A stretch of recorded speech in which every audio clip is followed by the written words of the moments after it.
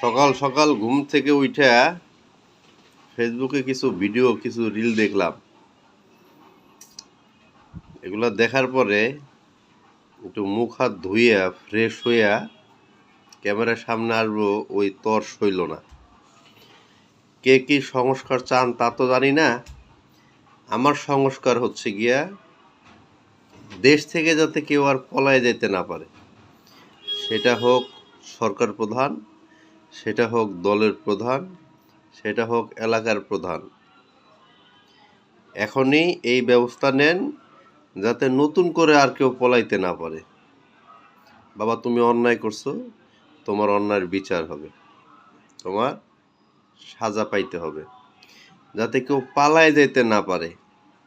নিজের স্বার্থে, দেশের স্বার্থে, দশের স্বার্থে সবাই বেশি বেশি করে শেয়ার করুন। সরকার প্রধান মনে হয় বর্তমানে এই আইন বাস্তবায়ন করবে না। তো বিচার বিভাগে যদি কেউ নিষ্ঠাবান থাইকা থাকে, হয়তো বা সে করলে করতে পারে। আছে দেশে এখনো সৎ লোক আছে,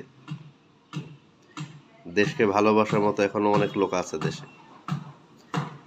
এখন ওই যারা স্বার্থলোভী, স্বার্থভোগী, সুবিধাভোগী, তারা তো আর এই সংস্কার করবে না।